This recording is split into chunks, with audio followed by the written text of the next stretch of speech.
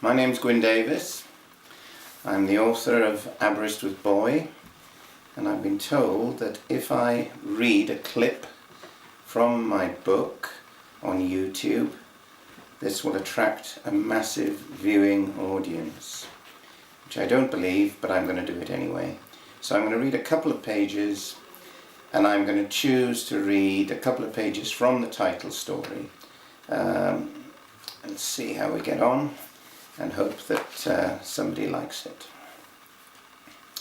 My brother Owen was an unlikely sporting hero. This was not by reason of any lack of natural sporting talent. It wasn't easy to determine the extent of Owen's athletic abilities because he displayed little interest in conventional sporting pursuits.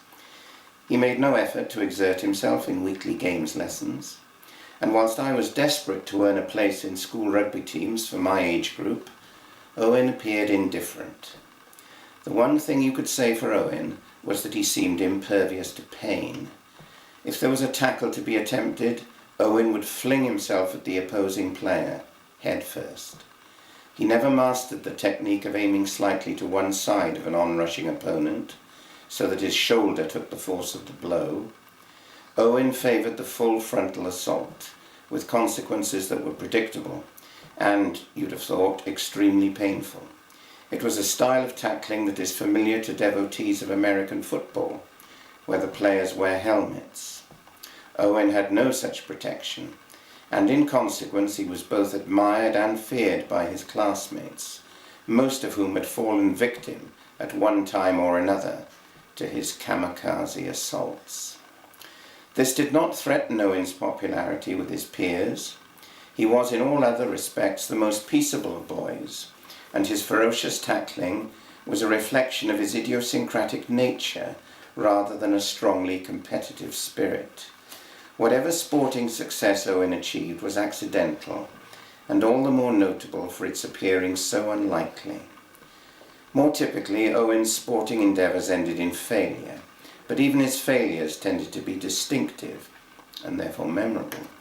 For example, who could forget Owen's attempt to throw the javelin on school sports day, and the consternation around the long jump pit as Owen's ill-directed missile thudded into the sand? Not those long jumpers, and certainly not Biff Rowlands, our history teacher at the time, who was chief long jump judge for the day. Bill was stood in the sandpit at the time, and Owen's javelin missed him by inches. Many years later I encountered Biff on the promenade in Aberystwyth. "Your brother tried to kill me," he said.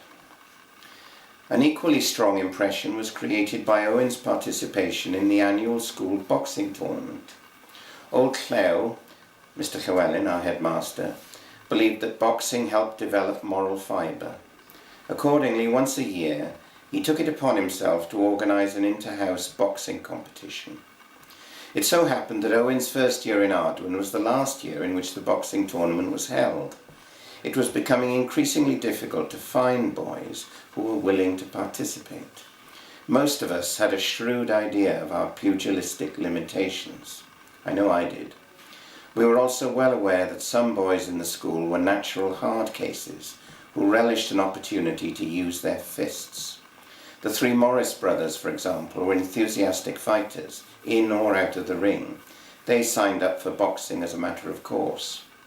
The rest of us did not feel the same compulsion. I occasionally got into fights, and I nearly always lost. I saw no good reason why I should submit to being beaten up, officially as well as unofficially.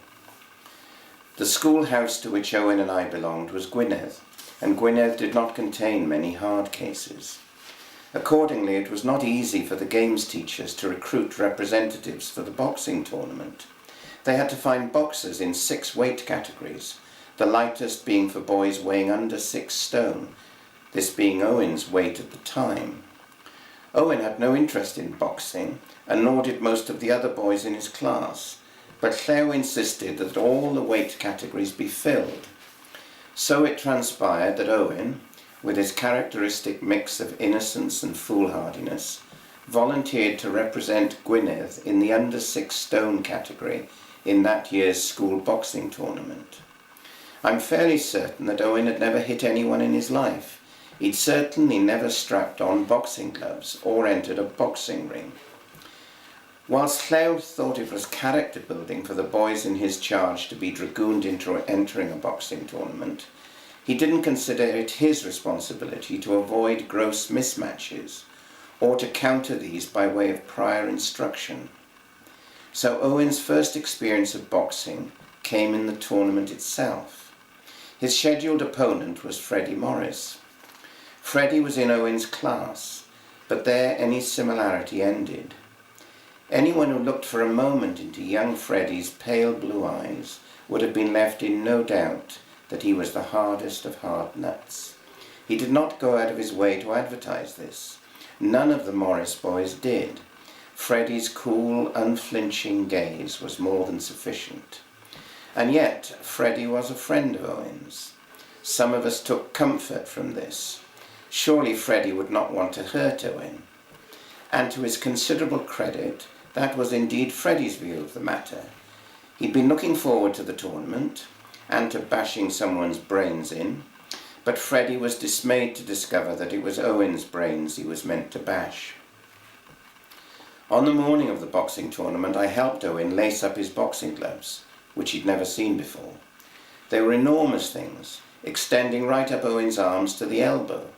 There was an intricate scheme of laces by which the gloves were to be attached to Owen's puny forearms. The gloves were exceedingly heavy, deliberately so I suppose, in order to prevent inexperienced fighters inflicting significant damage upon one another. Owen was barely able to lift his hands to the level of his chin. "Okay, Owen?" I inquired. "These are heavy," was all he said.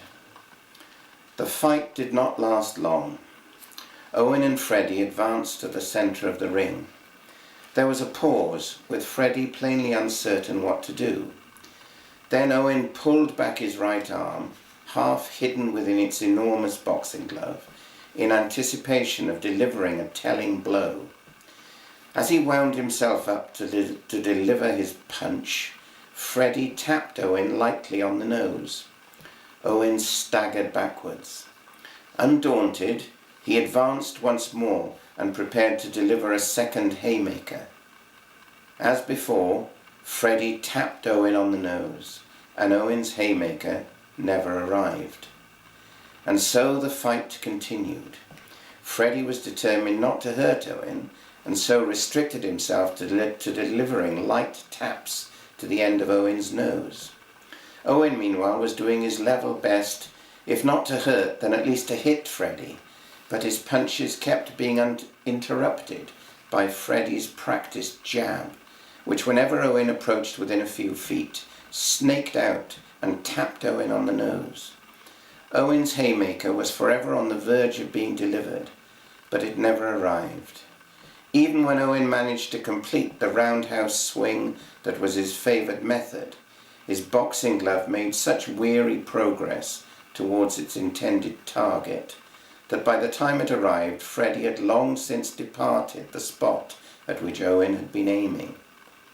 After 2 minutes of this, the referee, old Chadwick, signalled that the contest was at an end. Owen's nose looked a bit inflamed, but that other than that he was unharmed. "Bloodied but unbowed, eh, Owen?" said Chadwick. Owen was disinclined to discuss the matter. I could tell he was disappointed.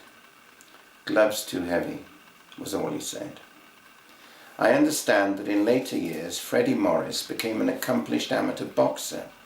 There was even talk of his following his older brother into the professional ranks, but those who knew Freddie said that he lacked the necessary killer instinct. Maybe it was that fight with Owen that did it. I've sometimes wondered if Owen didn't ruin Freddie's boxing career.